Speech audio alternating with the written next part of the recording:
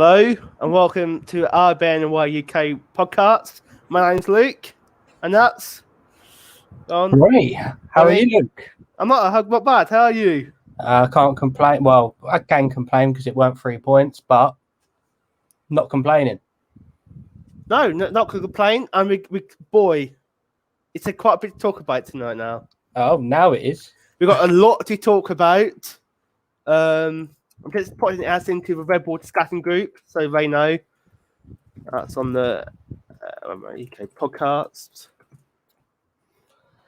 Comment to get your views on the show.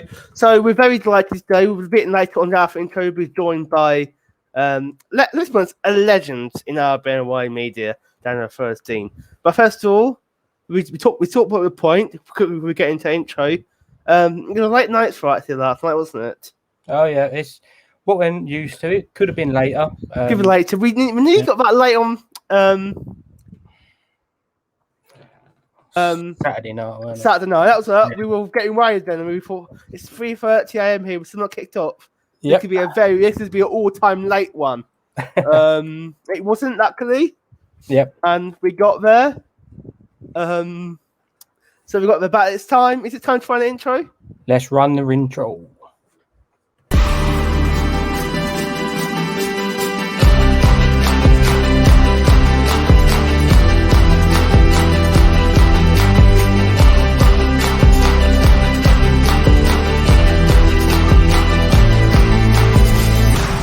Welcome to the RBNY UK podcast. And we're now delighted to be joined by the man, myth, legend himself, Daniel Feuerstein. How are you? I'm doing wonderful, gentlemen. How's it going today? Yeah, it's nice. It's very hot here today. We're about... no, this is going to sound really cold to you, so I apologize. It's about 79 Fahrenheit here, and we are sweltering here. It's too hot. You mean like the 85 Fahrenheit I'm trying to get through over here in the US? You have aircon. You have aircon. You know, I got a tiny little fan. We don't have if you need another window, you got to get a sledgehammer. Just knock it out. Yeah. We don't have an aircon culture in this country. No. We're built for the cold, not for the warmth. We're built for the cold. Yeah. And when I mean cold, I don't mean as cold as New York either. We're in the middle. We don't get our subways flooded or just walk through like normal. We don't have anything like that. But so what you're saying is you get no flooding in the tube, huh? No, we don't. No, it's just if it starts raining, they just don't turn up for work. So it's okay. We don't turn You'll be up. melting like the Wicked Witch of the West, right? Yes. So, Julian Balso, if you've got a comment there. Julian. Look at it. When we have a legend on board, you have to do things fit like that live. And I think obviously this is our first live one. It's a bit of a trial run, but I think it could be a way forward. And who better to have as a guest for the first ever live edition? If we want to, a good point to see right now during the comment on the show. If you want your comment, you need to go to streamyard.com/Facebook to give permission. If you don't give permission, it shows that's a Facebook user. We want to see your name to shout you out. Make sure to give your permission and we'll put your name in the show. So, let's talk to the main talking point. I'll be honest, this wasn't our plan. Our plans got changed at about 2:45, quarter to 6. I just finished work. Ronnie just gone on the computer. We're about to start playing out, get ready for the podcast. And then I was looking through my news on my computer, and I saw the latest Kaku thing. So, if you don't know about that Kaku, take it away, Ronnie. Why don't you just explain it in a bit of detail? Where do you start with this Kaku situation? Everyone obviously knows Kaku has departed the Red Bulls, or has he departed the Red Bulls? Who knows? But as of today, officially, Major League Soccer and the Red Bulls have opened a federal lawsuit in New Jersey to try and get the money that we are owed. And I've got to say this right now. It wouldn't happen in any other league. We all know that because of different rules. However, we want our money. And not necessarily Kaku, but we want our money. So I'll take the money. Kaku can stay there. Yes. Yes. Do you agree with that, Daniel? I absolutely agree with it because, look, as much as Kaku, when he came over to the club, when Jesse Marsch was the manager at the time, this was a guy who was supposed to be an integral part of the offense, to be that creative midfielder, to be the attacking midfielder as well, to give support to Bradley Wright Phillips at the time. Obviously, Jesse Marsch left to be the assistant coach with Red Bull Salzburg. Then, of course, he moved on to Leipzig in Germany in the Bundesliga. Then he went to Salzburg as manager. Now he's back in Leipzig as their manager for this upcoming Bundesliga season. But Kaku all of a sudden started to make plans to leave the New York Red Bulls, wanted to get transferred to Club America in the Mexican league, in the Liga MX, and that never happened. And he's been trying to transfer out as badly as he could, and then he thought he was on a free. He can go wherever he wants. Red Bulls they activated a clause saying they have a club option. The option was to keep him for another season, and it was valid, but he didn't care. He wanted to leave. He wanted to leave as soon as possible. Now, whether it be he didn't like the setup with, at the time, Chris Armas, who was the manager. Okay, that's fine. You can argue about that, and it's not a big deal if you want to argue about that. But at the same time, he wanted to leave. He felt like his talents deserved to go somewhere else. After 1 year being in MLS trying to go to Club America and then trying to, get himself out and transfer out, and it's just ridiculous. And while I understand he's trying to, be part of Paraguay's national team, once again, you got to show some respect being here in the U.S., to be a member of the New York Red Bulls, to play hard. Now, I understand it's difficult for some of the supporters because they support Kaku, and he was here for 3 years, but how many of the years actually after the first year was he playing disgruntled? Yeah. 2 years. 2 straight years. He played disgruntled for no reason whatsoever. And instead of trying to make things better for himself, what does he do at the end of last year? He runs off to play in the Middle East and I believe in the Saudi Arabian clubs league. So, look, this situation, he's not coming back, and that's fine, but you expect some sort of compensation. And with this new federal lawsuit, I'm hoping the Red Bulls and MLS does get compensation, because this whole situation has been absolutely ridiculous. Ridiculous. And both me and when you saw Kaku play, we saw him play once when we came out, the same year but different games. And 28 season, he was amazing. And we all know what happened when Chris Armas came in. That's not Kaku's fault. But I always think there's a way to leave a football club. There's a way of going around it and ways not to go around it. This is taking it to the next extreme, this has. But it just...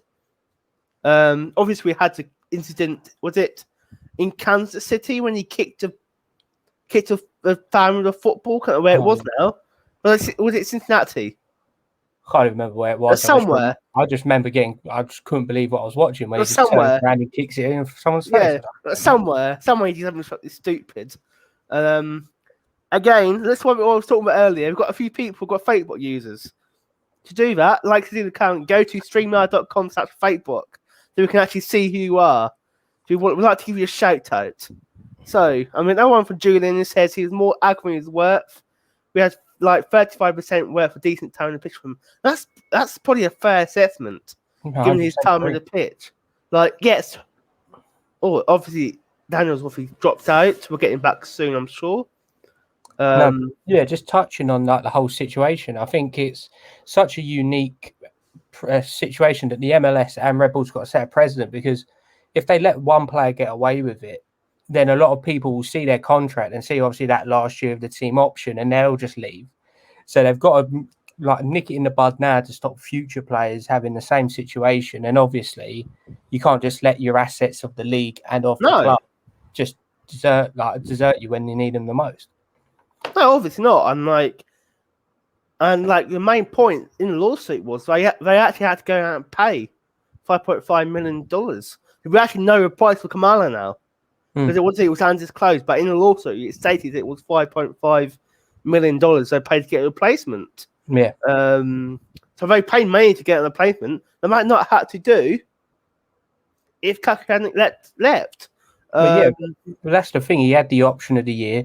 Red Bull said, right, we're taking you up on this year because obviously you protect the player's value. You can still get the sell on what you want to get on rather than just letting them go for free, because then it's a asset that you've been paying X amount over an annual salary. And if they're just going to walk out the door, you don't get the money from them. So you give them that option, get the year, and obviously hope to get the 5.5 million in to reinvest. And obviously, like Klimala at the moment is a great replacement. And hopefully we manage to settle this once and for all. And then the money of that Kaku one can be for Klimala. Hopefully. So the money is reported to they want around $6 million, which is about the amount of money we pay for him. That's the sort of money you should get. I think if you sold him, you would got that amount of money. Let's be honest, he would not go to Saudi Arabia if Red Bulls had sold him. No, because they were able to give him a massive contract because it was a free transfer. He would have gone to somewhere in Mexico, probably Club America, I would imagine. Somewhere in Mexico for about around $6 million. Is that what they want? Well, we'll get it in another question. Hopefully they will. It's very interesting stories. Lots of things around about in its ever-going situation in Red Bull world, of course. And it's a bizarre one, really, isn't it, Ronnie? Oh, yeah, well, definitely. But it's also a thing of, isn't it probably one of the most Red Bulls thing you're ever going to hear? Oh, yeah, it is. If it's going to happen to any team within the MLS, it's going to happen to the Red Bulls. It's just guaranteed that it's going to be something to talk about. And obviously, this is a massive talking point. But even just going on from like what we were saying, he was obviously here for 3 years. First year, very promising, looked very good. Assist, nutmeg after nutmeg. And then obviously, it slowly goes downhill from there, which is a shame because he was a great player for us that year. And sometimes, all right, just doesn't work out beyond the point. But that's where Red Bull cut their losses. They've got the extra year. They've said, right, we're going to let you, like, we'll sell you if you want to go. But obviously, he's thought, no, let's just do it ourselves, kind of thing. Right, Daniel's back. Hey, Kaku, cut off my feed. Yeah, I blame him for cutting off my feed. He saw us talking about him. I thought, I'm going to cut his feed off now. Sorry about that, everyone. We get to fill in quickly, Daniel. To report his fee will be around $6 million. That's what they want in compensation, which is around the amount of money they pay for him. And I'll tell you, Ronnie, if they sold him, and that's the sort of fee we've got around the 5-6 million mark quite easily. If I will get that into another question, or if this is actually the second federal case in a few months. Obviously, they filed a New York federal court case in May. This is the second one. It's now New Jersey. It's gonna be. This is not the end of it. Don't think it is, guys. This is far from the end. This is going for a long time. Look, strap in, because this is going on. No, I think it's going to go for a long time. I really think that Ali, I think, is the name of the club, but I could be wrong here. You know, they claim that he came over on a free transfer. They don't think they owe anything, and of course, that's not true. Court systems here in the United States, especially in New York and New Jersey, they have basically said the Red Bulls had every right to activate the option to keep him for another year. He just didn't want to be here anymore. And I know that might be upsetting to some of the supporters out there who are in favor of Kaku, who liked him. Look, I liked him too. I thought he was going to be a major part of this club for a good while. And yeah, maybe there'll be somewhere down the road they would have sold him. But he decided to take that option out of his hands, and he did so illegally. And it's all valid. And so it's up to the Saudi club to just give the Red Bulls the compensation that they needed. We all know he's not coming back, and that's fine. He's not coming back. But there is compensation that deserves to be given to the New York Red Bulls. They had him on a legitimate and But we've got more data problems on Daniel's side. Kaku's doing it. Yep. I might start a lawsuit against Captain as well.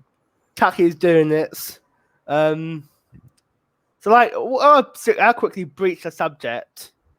He said Kaki's not coming back. Probably not. Can you imagine if he does come back? Is there anything more Red Bull than him coming back?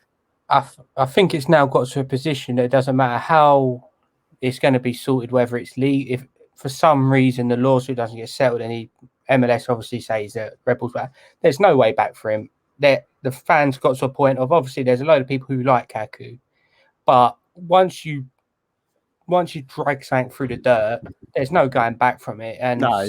sadly, obviously his time didn't finish at the Red Bulls how everyone wanted it to, or didn't go as long as people wanted to. But at the end of the day, the 3 years that he gave us, we say thank you.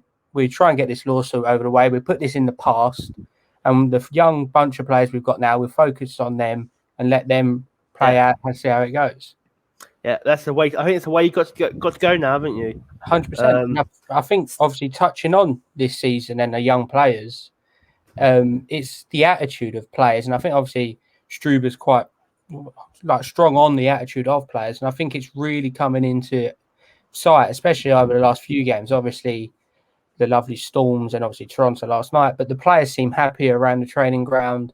It's a good atmosphere at the club, and obviously it's the youngest team in the MLS at the moment who are performing, so it's a team that's going to grow. So don't obviously necessarily expect stuff now, but in a couple of years' time, who knows what's going to be the case, or even this year. Who knows? Who knows what will be the case? 100%. But no, I think obviously just touching on I'd say the last game at Red Bull Arena, but everyone knows that certain weather front decided to come in and disrupt the evening, and it was delayed and then delayed again. And then for some reason, I don't know why the MLS and the referees they agreed at one point to get the players back out on the pitch. I think this must have been about, our time was about 1:30 area. They was aiming for a 1:32 kickoff our time, which was a 8:32 kickoff in New Jersey. Yeah. But we could see the lightning. I was watching the TV and I could see the lightning. And obviously, if it's in 3 miles of the ground, it's a automatic 30-minute extension to the break. But I think everyone agreed at one point of the game wasn't going to go ahead. And safety of the fans and of the players is paramount. No matter, obviously, everyone wants to see Red Bulls playing against a very, very poor Inter Miami team, which we should have been picking up the 3 points for that one. But at the end of the day, the welfare of the fans and staff and every single player on that pitch is the most important thing. And it was the right decision not to play the game. Oh, definitely the right decision, because trust me, there's no one putting more in the world who wanted to see that game played after being up that long. When it was like 2:30, we were waiting up. No one wanted to see it more. We did not want to have a wasted evening. But the safety is always had to be number one priority. I think the game could have been called off a bit earlier. Yeah, definitely. I think waited to nearly half 10 to call the game off. Yeah. It was a strange one to me. We've got Daniel back.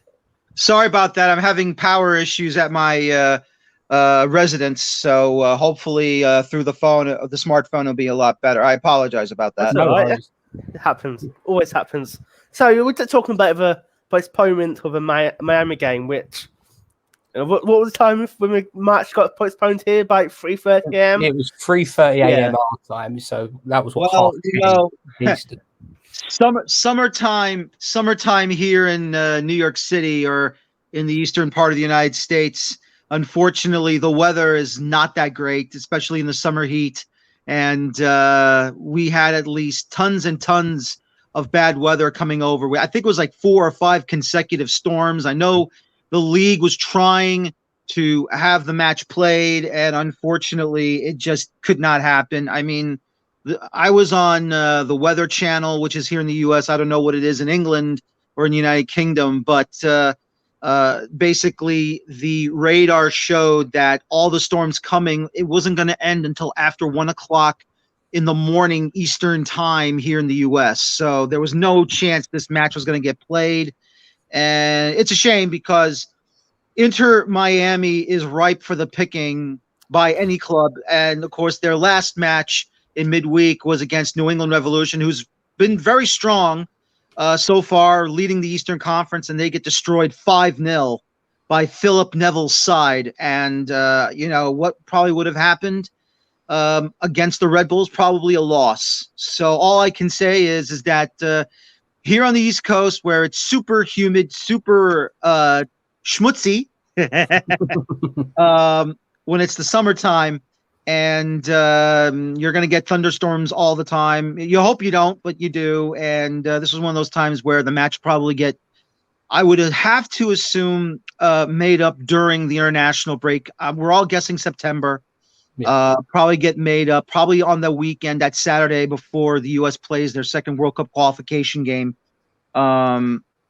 against Canada, which will be on Sunday down in Nashville, Tennessee, where the Titans play, and Nashville SC plays currently at Nissan Stadium. So I think that's when it's going to happen. But yeah, look, if you've ever been to Florida in the summertime, you're on holiday and you've been through a torrential rainstorm, you know what it's like.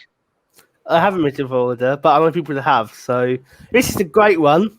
Not that great, but we knew about it because Keith Brown. We were talking to Keith Brown, who's the Englishman in New York. We're talking quite a bit.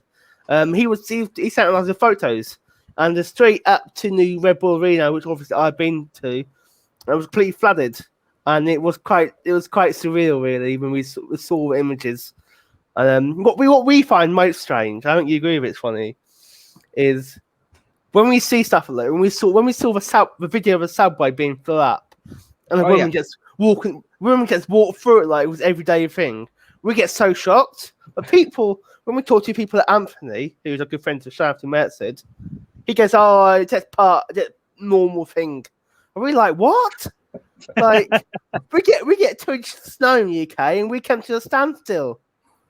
Like, yeah, 100% agree. But it just shows you that obviously there's one side of the ocean who's coping with weather conditions, and one who have any excuse not to cope with the weather conditions. And I'm not even kidding you when we said we had a bit of rainfall the other week, and it was probably about 1% of what you had in New York and New Jersey, and a part of our central line was shut down for flooding.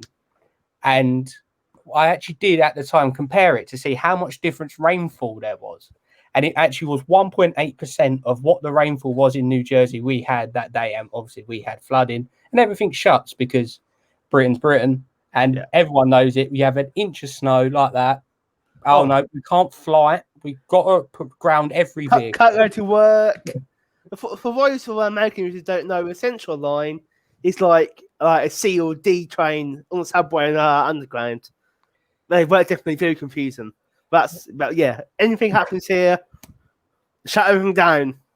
100%. Well, some of these subway stations in Manhattan are probably. I'm trying to get my camera here straight. Some of these subway stations are over 100 years old, and there are subway stations that are very narrow entrances. So that's why sometimes the flooding does happen. Long time ago, back in the good old days, I guess they were going to say, and stuff like that. But, look, New Yorkers, we've handled a lot in our times. We can handle whether it be flooding. No one wants to go through a flooded subway station, but we'll get through whatever we can, and trudge along and find ways to make the day better if we can. But it's been it's difficult to see, and it's tough to see, and hopefully New York State and the MTA, which is the Metropolitan Transit Authority. Of course, they're in Albany. Basically, Albany's the capital of New York State, and hopefully they'll find ways to go and refurbish and fix this problem that hopefully will never happen again. So that's all I can say right now about that. But, look, at least the pitch wasn't waterlogged. It wasn't flooded. I mean, that's the one good thing about some of these newer football grounds, especially Red Bull Arena. The drainage system handles the water very well. There's no problems at all. And that's the great thing about, even though they couldn't play it because of the lightning and the thunderstorms flashing around Red Bull Arena and the New York City area, at least the pitch wasn't waterlogged. So that's a good thing. That's so true. Oh, yeah. That's a true test of modern infrastructure. And obviously, especially in England, we have football stadiums dating back 100 years. You know the ones that are going to flood. You know the modern ones that actually develop now so well. And that's the great thing now, that obviously if it wasn't for the Lightning, the game would have played. So it's just one of them that another day the Lightning would have eased up, the game would have been played. But at the end of the day, it's a shame because, like we were saying, Inter Miami are not great at the moment. And even though it's an Englishman in charge and there's a few English guys within their roster, it's a shame. So I was looking forward to that game and I was hoping it was going to be a nice, relaxing game to watch at Red Bull Arena. Yeah. Oh, yeah, absolutely. I mean, look, I wanted to see what the Red Bulls were going to do against, look, Philip Neville, back in the day, fantastic player during his days with Manchester United. Of course, his brother Gary was with him as well over there during the Sir Alex Ferguson days at Old Trafford. David Beckham, of course, they're both best friends. They're best pals playing on those Sir Alex Ferguson teams. They're all having a tough go at it right now. And, when you have these high-profile players, and I'll even admit that Philip Neville is a high-profile manager coming into this country, coming to this league. Just because it's the U.S., that does not mean that you're going to have a picnic every single match against these clubs. Yeah. This is a league that, yes, we are developing players. Yes, this is a league, we have academies and we're trying to do our best. We're also trying to win a World Cup for our national team as well. So if you think you're going to come in here and you think it's going to be an easy peasy, cakewalk, you're sadly mistaken. Very, very sadly mistaken. And, let me just say this. Even though I respect him as a footballer, we still don't know what type of a manager he could be in world football. Thierry Henry even admitted he took the league lightly when he came in. And after he took it lightly, he admitted he should never have done that. And he played 3.5 more fantastic seasons for the New York Red Bulls, scoring so many goals. All those the Olympic goal we remember against Columbus, the big goal he scored against Chicago during a very, very humid afternoon at Red Bull Arena, where he nails it off the inside of the back post and in. Henry just finding ways to score goals like he always did as a player, which I still think he can still score goals, in my opinion. I know he's retired and everything, but I still think he can put on a kit and go out there and destroy whoever he wants. I don't think he'll be a starter anymore in the Premier League, but still, though, if he comes off the bench, look out, because he's going to find a way to beat your butt as soon as he gets the freaking ball. So, you got to have players that are going to come to this league, and just because it's the United States, they don't care about football. No, we care about football. Okay? Yes, we have more sports, obviously. We have hockey that we share with Canada. We have baseball. We have basketball. We have the American Football League in the NFL. I understand all that. But the truth is, this nation, this country does care about football. And if you're not a fan of it here, then you're not a fan of it anywhere. No, 100% agree. And I think, especially coming from our side, being obviously based in Europe, the recognition that obviously the American players are getting now as well is obviously it helps having your Christian Pulisic, your Tyler Adams, all these players moving in, and even like Sergio Dest, for example, at Barcelona.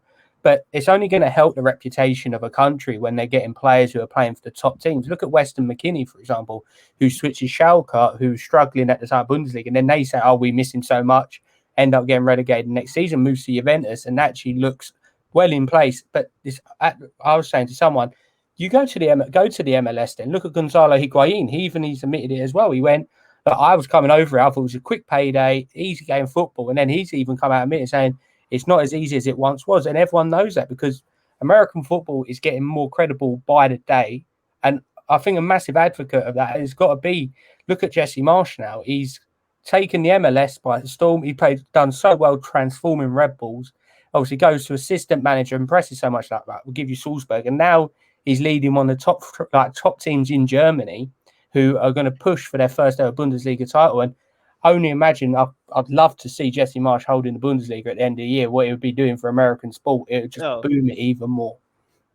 And that's the one thing I love about Jesse Marsh. Jesse Marsh, when he was here managing, obviously, look, Mike Petke was a fan favorite. He played for the club for so many years. Originally as the part of the Metro Stars, and then of course became New York Red Bulls. Left a little bit, came back, scored a goal in the first ever match against Santos in a friendly before the first MLS match began against Chicago Fire, and not to go all the way back to, way back when, but, he was one of us. He's from Long Island. He was part of the club for a long, long time, played it, assistant coached it, managed it for 2 years, got the club's first trophy, sorry, in the Supporters Shield back in 2013. And, then the whole change happened, sending him away. Ali Curtis came in. Jesse Marsh came in. And Jesse Marsh came in around 2015. And then all of a sudden, he changed. He changed the club, made it strong, demanding. Apologize. Sorry about that. Tickled my throat. And what he did was he brought back the hard-nosed football that we all wanted when Mike Petke was managing the club. No, 100%. And I think you can even look now, obviously, at what he's done at Salzburg as well, and even taking them onto the European stage, which they're used to. But in the Champions League, competing with big teams and running them close, like Liverpool when they come up against in the group stage. Even like Jurgen Klopp admitted how well they was playing Salzburg for the team. Obviously, it helps when you had a young Erling Haaland. Anyone's going to be playing well, but I think obviously you can see that they've trusted him to give him the Leipzig job. Obviously, after Julian Nagelsmann, who's one of the best young up-and-coming managers in world football, and now Jesse Marsh following his steps. He's been backed. He's got money to spend. Obviously, a certain Mr. Clark has now he's officially on the Leipzig books now, even though you could arguably say he's been on the Leipzig books for quite a while. But obviously, he's loaned back to us for the moment, and it's just going to be a pleasure. It's a pleasure to see. And when obviously the big World Cup comes up, which is the US, Mexico, and Canada, these players who now are in the 18 to 24 area, they have this much more experience, and they are playing as a unit, and they're playing at the top level. It's going to be a great watch. You've got Stefan. Obviously, I know everyone says, "Oh, he's back up at Man City." He's still a Premier League champion, and he's playing in training with the best players in European football, and it's only going to help the rest of the team. Christian Pulisic has just won the Champions League, the biggest honor you can get in Europe. And then you've got like McKennie now at Juventus, who's going to be pushing for a Champions League, pushing for Serie A. Tyler Adams pushing for the Bundesliga. Everything is going to come round in a circle, and it's going to make great watching. I'm looking forward to it. Even looking at the Gold Cup, obviously the roster's very low out, mostly MLS, but there's still quality players in this team. And obviously it's a shame that there's no Red Bull guys. Obviously, if Caden Clark was fully healthy, he probably would have gone, and fair play to him. Even like Cole Duncan was pushing on the door that on another situation could be selected, because he's been outstanding this year. And MLS is the reason why this is getting pushed up, because the academies are getting better. So it raises the level up, and obviously Europe are always going to be poachers. They're always going to see a talent, and that's helping the national team. But then also the MLS is going up, because you've got players who are leaving Europe in their 26 to 28 in their prime and saying, let me go and give the MLS credit. Obviously, it helps some of the South American guys, obviously like Carlos Vela, for example, who could have kept playing in Europe if he wanted to, but he's decided to go out to the MLS, played very well for LAFC, and it's only going back across the pond, and people are like, actually, you know what? I'll give that a go. Like Tom Edwards, for example, is playing in the Championship. Even like money standards, it's a very, very well-earned position playing in Championship. But then people look at him and think, oh, you know what? I'll go over there and give it a try. And especially young players, is there a better way to develop than going over to a different continent, learning how to live and sustain, but also playing a completely different type of football? When obviously the travelling is very different. But these players now are not just thinking, oh, I'm just playing every week against MLS players. I'm going Europe. I'm playing US, and we want to win. And I think that you can see that by how young and hungry these players are. And obviously the US men's national team's never been in a position of, you know what? A World Cup, that's our target. To be fair, That's what it is. To be fair, That Tom is our Edwards- target. That's our target. That's what we want to be a part of.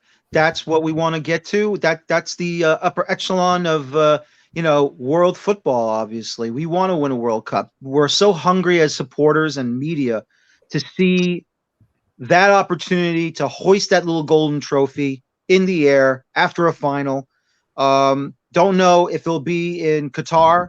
We have to, of course, start qualifying in about 2 months, and all we can do is just move forward and hope that it does happen. If not, then we're going to be sharing the hosting duties with Canada and Mexico for the World Cup in 2026. So, look, I think right now our players are ready to take that position wearing the USA shirt, but they got to do it in qualifying first. We're not in UEFA. We're not in CONMEBOL. Though in my mind, and nothing against Africa, nothing against Asia and Oceania, but I think we all know this very well. UEFA and CONMEBOL are the two best confederations when it comes to World Cup qualifying, because it's a knock 'em out, drag 'em out fight. Every single time these big clubs, these big countries are going to try to qualify for the respective spots to get to the World Cup. I mean, right now Germany's having some issues. We all know that. England is starting to really peak. I know it's tough to see them lose in the Euros and a penalty kick shootout, but honestly, those are the big boys. Italy, Spain, Germany, England, out of the top 4. And of course, we all know about Argentina and Brazil. Colombia's up there. Uruguay is up there. Paraguay could be up there, but for this nation to get to a deep, deep run. And the last time they had that deep, deep run was in 2002, where they went to the quarterfinals. They were at least a penalty kick decision away from leveling the match against Germany in the quarterfinals. Did not happen. We all know it was a Scottish ref that got us. I'm going to be kind here. I'm not going to go that far. I like Scotland. I like Scots. They're good guys and everything. I won't go that far, but obviously it was Hugh Dallas that denied us a penalty, which it should have been a penalty. But, I digress. It's been a long time since then, but still, we'll have to wait and see what's going to happen. Yes, we will. To be fair, you were saying about Tom Edwards, Scott, and Ronnie. To be fair, he has gone from living in Stoke to New York, so I'd rather live in New York than Stoke. I've been to Stoke. No disrespect for anyone from Stoke. But... No. I'd rather live in New York. I think most people would. Yeah.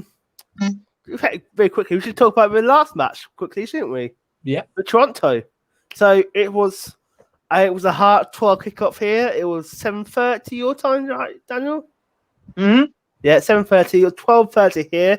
We got to watch it on Free Sports. It was lovely. I think we had away commentators though. We didn't have Shep and Steve. No. I think it was the away commentators. Yeah. We were disappointed for that. We like hearing Shep and Steve.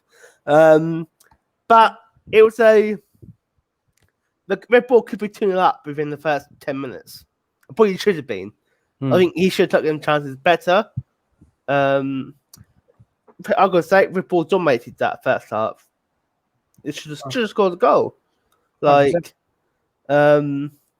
Perfect start after the break. A somewhat, you tell me you might say lucky goal because it hit around a bit. I'd like to see it by our boy Tom Edwards, rooting the British flag. He's our favourite player. He didn't get. We quite like Tom Edwards. Kamala with another goal. And then it looked so good.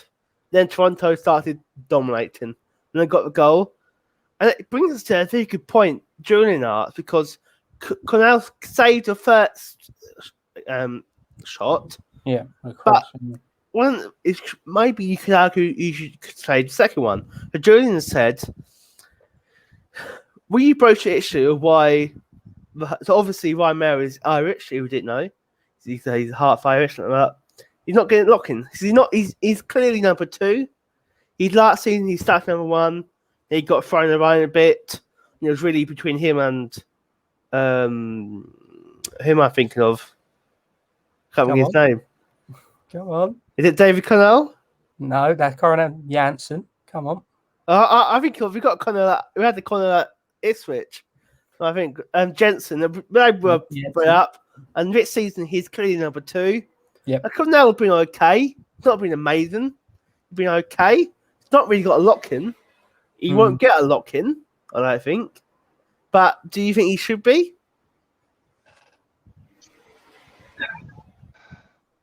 Not sure, to be honest with you. I like Tom Edwards a lot. He is a very solid defender. I know he mostly plays as a fullback, but as a center back, he's been playing so strong, so good. It's really been a revelation to watch him perform and doing the things he's done on the back line. Obviously, there's been some calls against him that I think that were not really real calls, especially the penalty he was called for in Orlando, even though Coronel did make the save on it. That was barely any contact on that one at all. Outside of that, I've been really enjoying Tom Edwards' play. He's really been strong. He's done very well. Solid tackles, clean tackles. Everything's been fine. I know there was a bit of a handbags at 5 paces last night against Toronto, but obviously, look, I've enjoyed his play. He's done very well, and hopefully we'll get Nealis back up and running.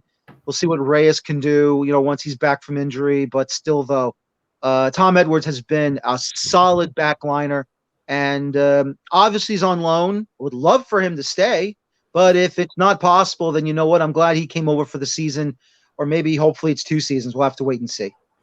Yeah, I agree. I like Tom Edwards. I think Tom Edwards is amazing. He's definitely our favourite player. So we're going to take a quick little break now. We'll see you again in around 30 seconds and drive it to a quick video.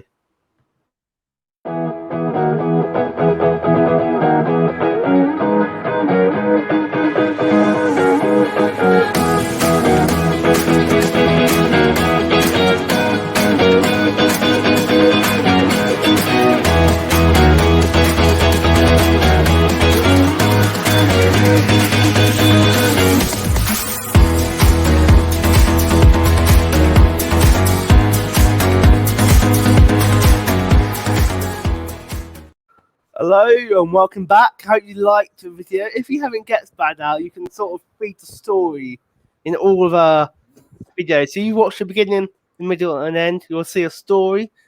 So keep an eye on that. We've got a couple of comments came in also. Someone from Facebook user. I don't know who you are, so I apologize. I catch that you right. So, like I said before, see your comment. Go to streamyard.com/Facebook. We know your name. So I don't know who said that. But Facebook user said, I like Edwards too. I hope we keep him. And then Julian again. Julian's been a massive fan tonight. Thank you, Julian. Edwards is a refreshing surprise like Luke Rogers. Luke Rogers. Oh, that's a name from the past. I miss him. Luke Rogers. What a guy. Okay, here's a story. Here's a story about Luke Rogers. After a match that he scored a goal, and I think it was the 5-0 victory over Toronto where he scored the goal. That was a hell of a shot too. Luke Rogers came out of the dressing room because we had a little area where, the media is outside and we don't have to worry about going to the dressing room and stuff. Well, he comes out, white t-shirt, muscle t-shirt, very muscular guy, Mr. Clean, bald head and everything.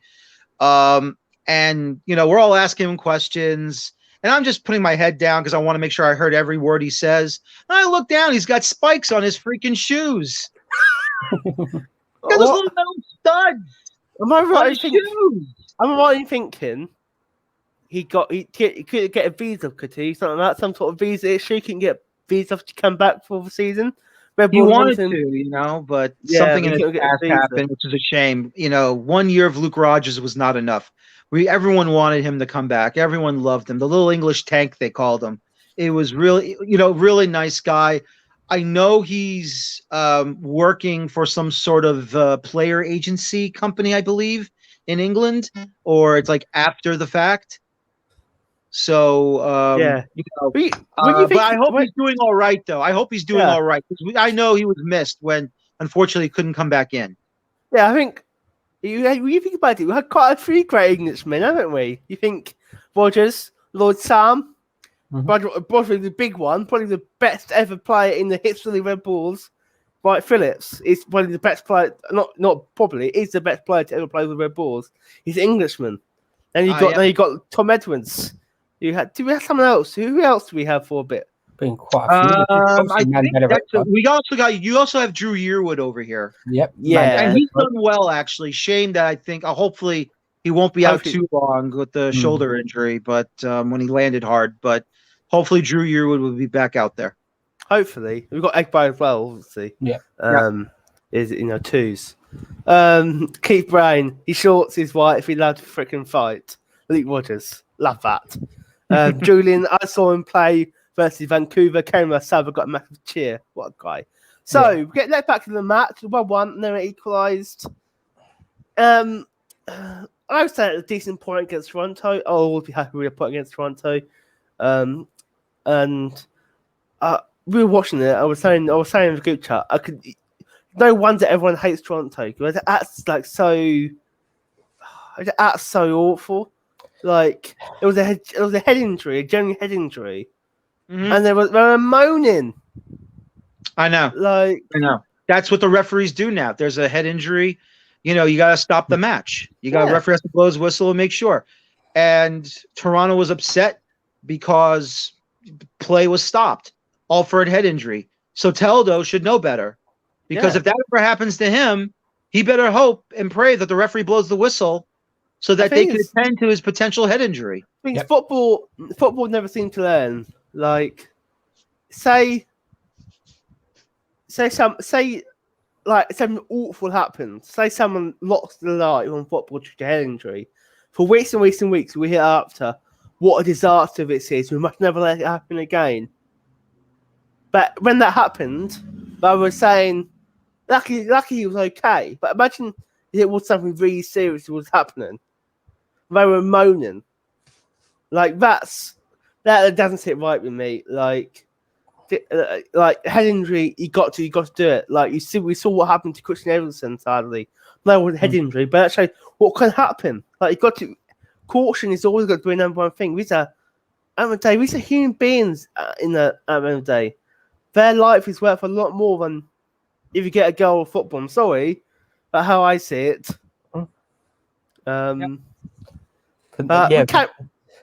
Just touching on that, there's a certain player who decided when he come off the bench, he was going to run his mouth quite a lot. Oh, obviously, I remember a certain incident with a Sasha Kleshton when we was there. And they obviously both got sent off in the tunnel, and obviously used to play for a certain club, obviously very close to our hearts. But just something I've always not liked about him, and it's for a big guy. So you've got this, like the contrast I had yesterday of Josie Altidore, this massive guy, 6 foot, and then Soltado's about 5'2" or whatever he is. It's little and large. It's like an owner of a dog and a pit bull. It's hilarious to watch. And obviously, Soldado starts running after the ref. I thought, it's bad enough. And then Altidore starts pushing it. I'm like, it's a bit different him doing it, because he could literally do damage to someone. And then obviously Tom Edwards, Amro Tarek. And I did fancy Tom Edwards in a little scrap there, but obviously they kept their calm quite well. But it always seems to happen, especially at Toronto at BMO Field. Obviously, last time they waited for the tunnel, but didn't happen this time. Right. Yeah. Wasn't a great... A good point. A good point against a Toronto team. Obviously, are much better now. Chris Alex left. You can see it instantly. We're already clicking better. And I'm always happy. I'll always be happy with a point against Toronto, because Toronto they're not an easy team to play against ever. And we can have a point. Good road point. Not a record's not been great on the road. Let's be honest.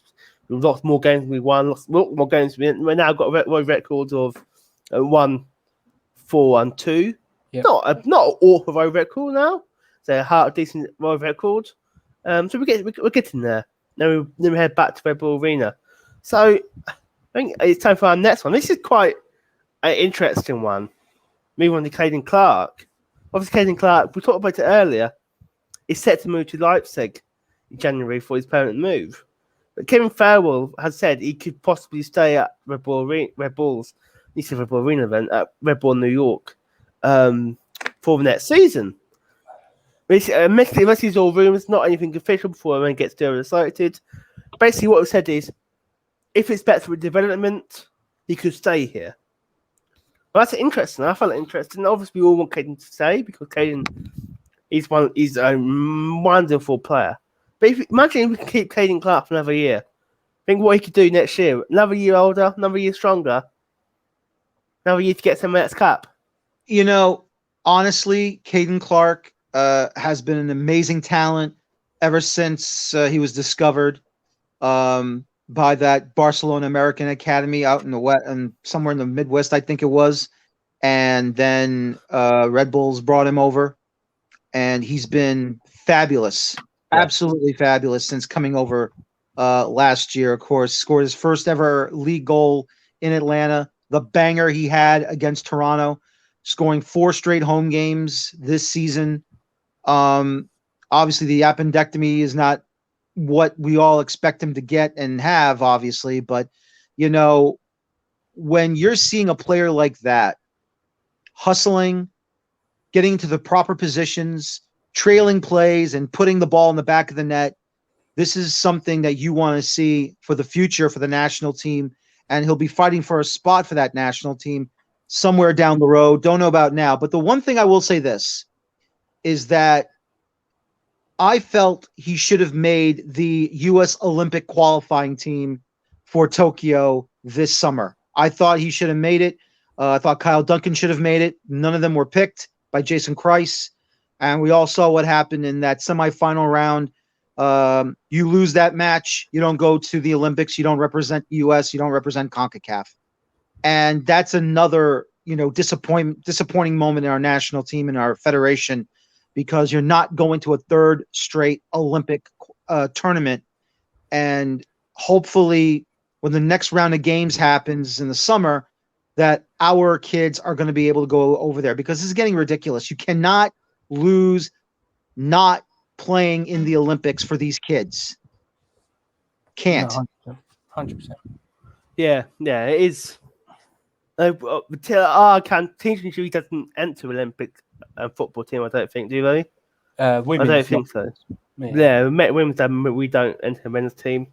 But yeah, obviously Olympics start tomorrow. I think they start officially. Yeah, football, I think the women's tournament already started. I don't know when the men's do, but I know the women's tournament already started. I watched a bit of Brazil versus Germany today, and obviously it's a great platform for these because obviously, for people who don't know, you have for your Olympic roster, you can have 3 players over the age of 23. So it's mainly designed for the younger players to show. It's a great platform, especially for your Carl Duncans or Caden Clarks, to experience traveling to a major competition where there's the eyes of the world are watching you. All right, when everyone thinks of the Olympics, they don't naturally think of a football pitch. They think of a running track or a swimming pool. But it's a massive honor, and Brazil have this integrated into their system that they qualify for every single Olympic Games and they go there to win. And these under-23 players can then take this experience into whatever competition comes next. Obviously, for Brazil, it's the Copa America and then the World Cup. But you look today, they played a Germany team. All right, they won in the M4-2, which was a brilliant result for Brazil. Germany went down to 10 men. But if the US men's national team do qualify for the Olympics and give Caden Clark, Carl Duncan, or any of these other young guys under 23 a chance, it's a big stage because you're going to Japan. Obviously, back in 2002, going to Japan and South Korea was a massive, massive thing. And to go there, and if you do come back with a gold medal, it's another thing of these players are gaining the experience of winning thing. And it's a shame because I would love to have seen Caden Clark and Carl Duncan in Tokyo. It would have been, or like wherever the game's taking place in Japan, but it would have been a great achievement for them. And it's a shame because even, who knows, John Tolkien, for example, is going the right way to be fitting in any under 23 roster. Yeah. It's just a shame they didn't make it. Yep. Yeah, it's a shame. It is. But hopefully, maybe we'll keep him next year. Maybe we won't. If not, road trip to Germany. Why? Got that now. Much closer than RBA for us.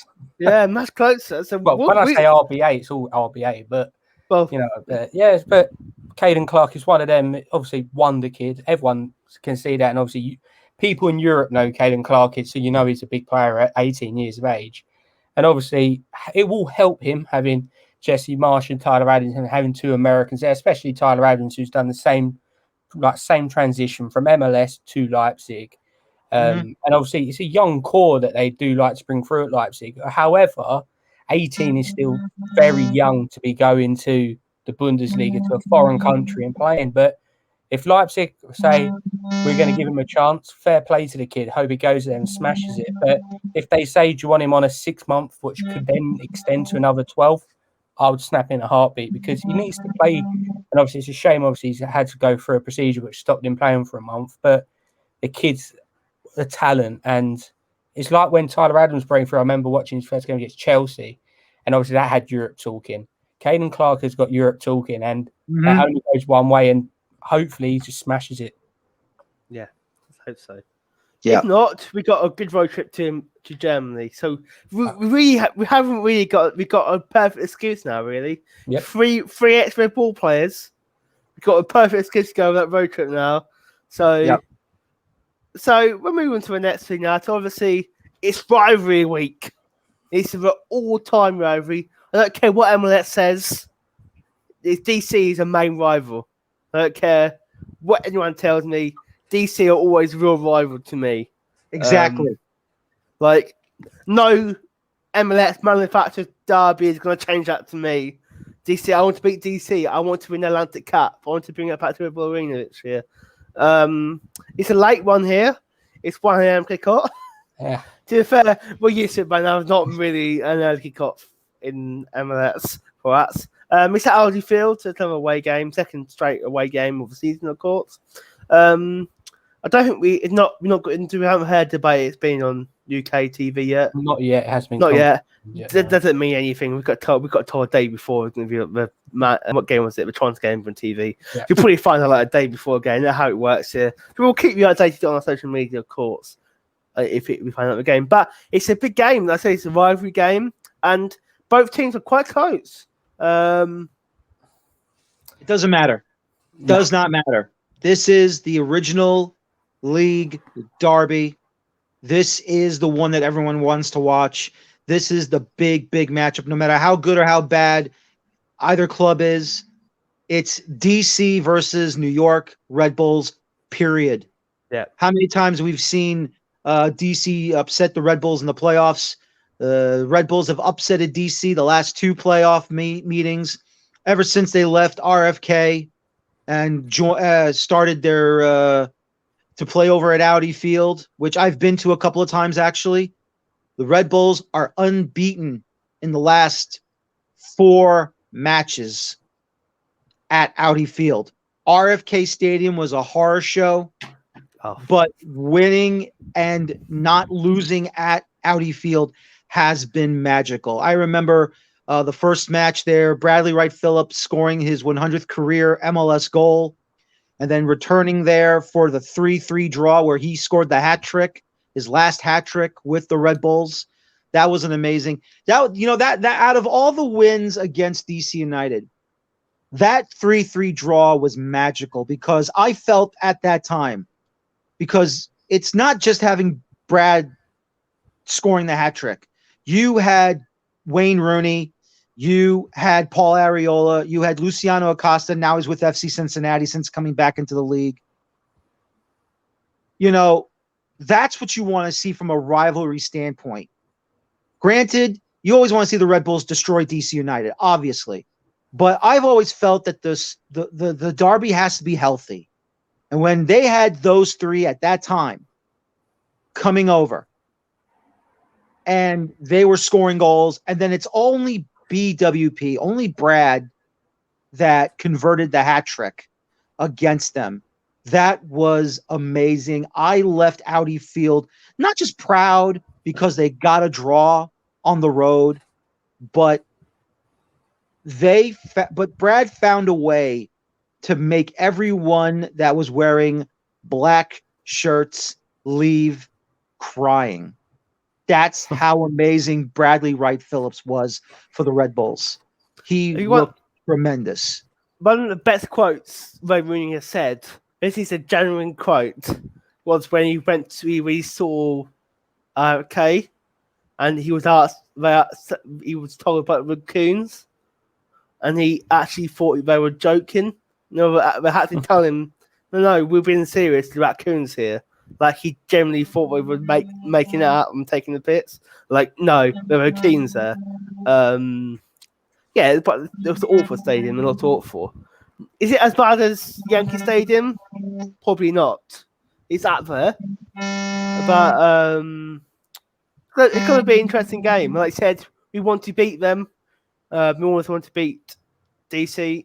And this team needs to start winning some games. Like, they need to get above the line. Like, I know they've got a game in hand, but if you get to September game, you think, well, we draw too many games. You're running out of games. Like, we're nearly halfway through the season now. Like, we need to get some wins. I've got no doubt we'll get some wins. Had a very start opening 13 games. Like, for a lot of what I would call the teams that's better than us, and then we'll even start out across the season. But at the moment, we need points. I do. So hopefully we go to RD Field. We get a result we need. I think I would have got for these two games like 4 points. Like, get a draw at Toronto and beat DC. Like, that's what I would hope for. Mm-hmm. Whether that happens or not, we will see. Mm-hmm. But do you think we'll win? Right now, I think they can win. I don't see anything right now from DC that tells me that they won't win. Right now, I say they can win. Like I said, they've been unbeaten so far, but you never know. This is a derby, and derbies are always interesting. We'll have to wait and see. Yeah. You know, this is not Ben Olsen's team anymore. It's a brand new manager, and he could have something in the works, and you're just gonna have to be prepared for it. That's all you can do. Yeah, that's very true. It is literally all you can do. So go out there, go up to Washington, and just go all out for it. Mm-hmm. So yeah, what's your score prediction, Molly? Well, I'd like to just actually say one good thing for us. It is live on Free Sports again, DC game. So brilliant news for us. But my prediction is, everyone knows I'm pessimistic and I'm not optimistic at all. But 2-1 Red Bulls. I'm going 2-1 Red Bulls. I've just got a feeling that Patrick Klimala and Fabio are going to get one each because they're playing very well at the moment. Klimala especially very impressed, but it's obviously going to be a tricky game. It's going to go to the end, but I'm going to say 2-1 Red Bulls with Klimala and Fabio scoring. What's your score prediction, Daniel? I'll go with Ronnie's prediction. I think it's going to be a 2-1 win. I really think Klimala and Fabio are going to put the balls in the back of the net. I really feel good about it. Their back line will have a solid match. Outside of that, I feel 2-1 Red Bulls. Okay, like, I agree. It will be a close. It would be 2-1, 3-2, something like that. On that score, June. That's right. I've already getting good. It's getting good. Like, at the start of season, when you didn't win the game, you said that's awful. But I don't think a 1-4-2 record is that bad in MLS. You're not going to win many games on the road. Like, it's very hard to get results on the road. Even in England, without all the trouble that you got involved, it's hard to get results. It's even harder in MLS. And they've been lacking in some games. And they had tap games, like even South out. And we just go on to the next one. And listen, this is MLS. This is MLS. It's not how you start, it's how you finish the regular season to get to the playoffs. Yeah. It's how you get in the playoffs. How you win. Like, you can be as awful as you want in the season. You can finish 7th and get in the playoffs on the last day. But if you win MLS Cup, it does not matter in MLS. Right. That's how it is. That's how it is. So, now we're coming towards nearly the end, but we've got a bit of time left. We want to talk about you now, Daniel. Be very kind to give out your time to talk today. So, you've been part of Red Bull Media for years. Like my first proper season of Red Bull, being Red Bull fan was 2015. I've been about it for a couple of years, but the rest of the first season I was fully committed. I like to think I picked a pretty good year. And I got involved in. I didn't get involved. I joined a group called the IXT. She's actually run by Julian. I'm not in it anymore. I think I moved Facebook and that's all gone. But I was trying to rejoin it now. It minded me. And that's how I actually met you, because you posted in IXT. How I met you. How I met a lot of people in Red Bull. Now I've met Ronnie. Why don't you tell people a bit what you do and how you do it and where they can find you? Okay, so for my Twitter account, it's capital letter D, capital letter F, lowercase EUER, S as in Sam, TEIN. Obviously, I'm on Facebook. I just started my own site right now. Go to danielfeuerstein.com, and I'm on Blog Talk Radio at the moment for Feuerstein's Fire. As you can see, my little show card there on the screen. So go to blogtalkradio.com/Feuerstein's Fire.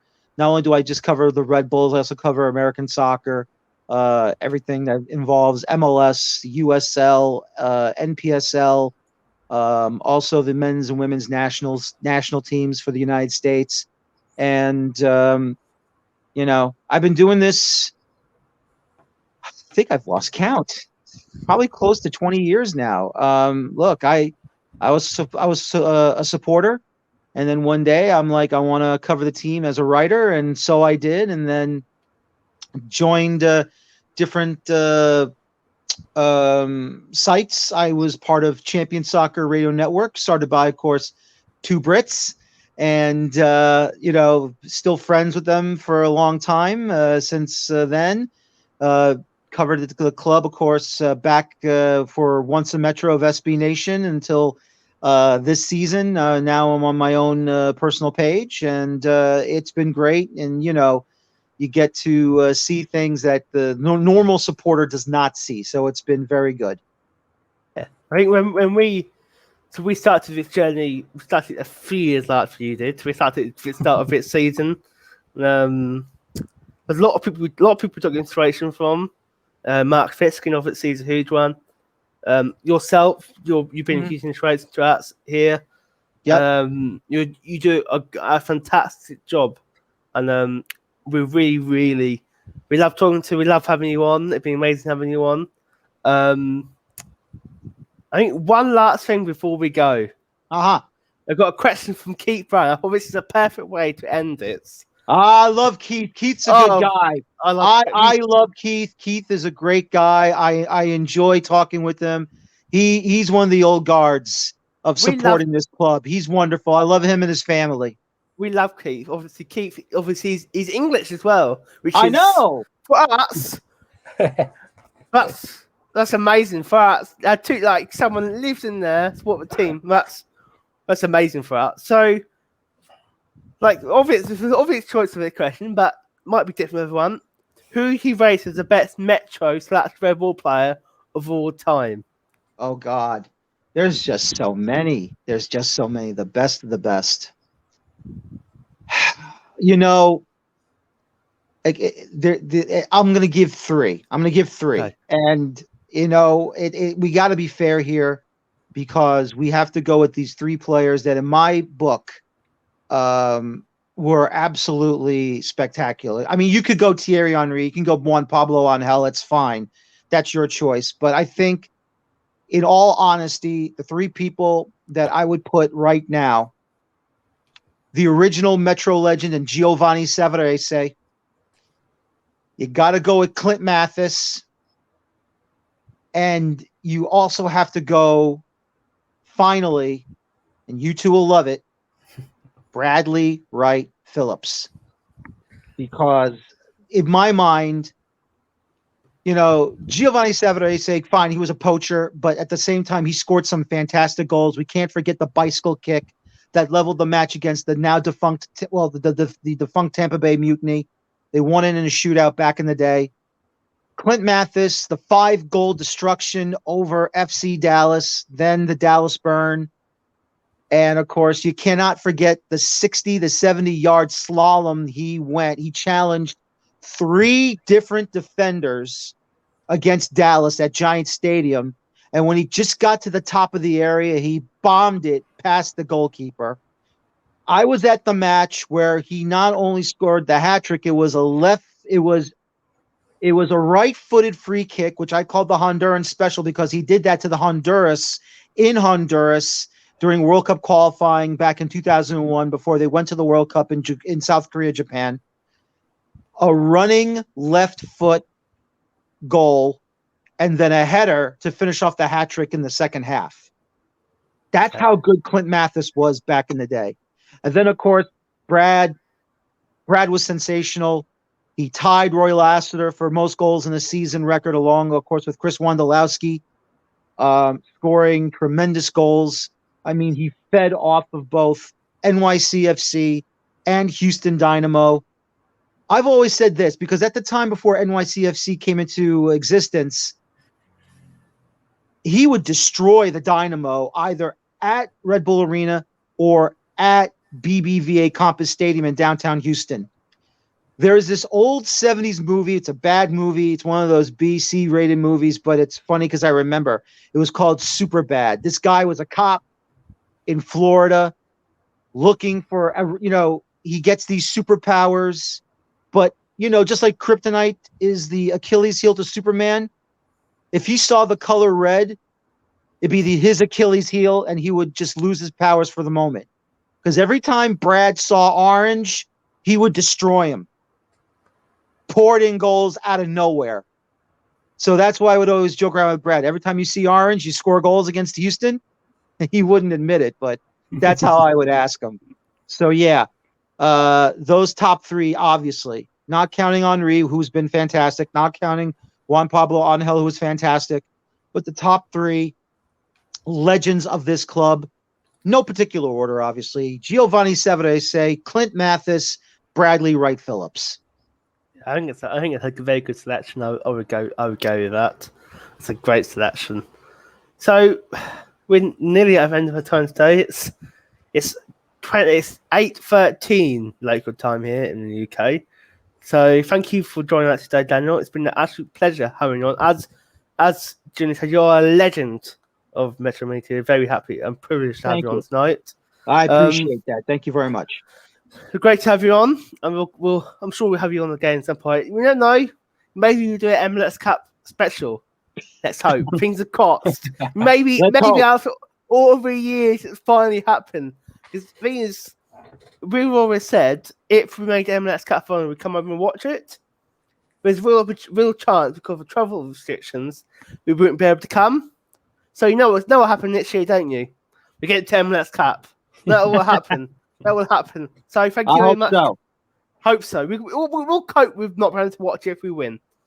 Thank you for coming on today, Daniel. It's been an absolute pleasure. Thank you. Thank you very much. So, we're nearly at the end of the episode today. I hope you enjoyed it. Something new we've done today. I hope you enjoyed its format. I think it worked brilliantly and been really great getting you involved in the comments. Well, I'm sure we'll do this again. Well, it's not much else to say. Keep an eye on our socials. Don't forget you can see our latest article about the MLS suing Kaku's move. You can find on our website. You can find in the chat now. You can follow us on Twitter at RBNY UK, Facebook, on Instagram. We've got daily articles on the website. We've got another article going at 9 o'clock. I'll be looking at another legend of RBNY. Who's it this week, Ronnie? Oh, don't ask me. There's too many legends. I forget them all. Too many legends. How it works now. Too many legends. I believe it is so many legends. You can't keep track of these legends, can you? No, but just touching on that article, Jamie, who does write for us, has done a brilliant job so far. Yes. It's a must read, and if anyone who's watching this or It's the listening original. back. Clip Matt Fitz. What ties in perfect what Daniel was just saying? Clip Matt Fitz. 100%. Hit us up on social medias, and if you have a player that you want us to look into, Yeah. let us know, and we'll put them in an article within the series. So Yeah. it's as much our series as your series, but if there's anyone you want, let us know, and they can go right in there. Yeah. Of course. So don't forget you can catch the next Red Bull match on Free Sport from the UK, available Red Bull Radio and MXG in the US. Don't forget this podcast will be available on YouTube on all platform profiles, including we've got a new one now, haven't we, Ronnie? Another new one, and it's now TuneIn as well. So you can now catch us on TuneIn, as long as obviously your Apples, your Spotify, and all other major platforms. But wherever you shall listen, we will try and put our voice out there. So Yeah. for what it is YouTube will obviously have the live coverage of everything, but there will be more content coming to the YouTube channel soon, which we are working on. Yeah. So as soon as we are getting the permissions from certain companies, we'll let you know, and there's good things coming. Very good thing coming again. Well, we're at the end of the episode. Thank you for joining me, Ronnie. It's been an absolute pleasure having you on. I always love having you on. Pleasure And as always. don't forget, it's now a weekly podcast. So we'll be back next week, and we're delighted. We've got a very good friend of the show, Anthony Merced, on. We could talk about so much Red Bull stuff in the world. We'll be struggling to fit into this sort of show. Thank you for joining us live. Okay, you can catch this out later if you missed parts of it on all the platforms that mentioned. It's time for the credits.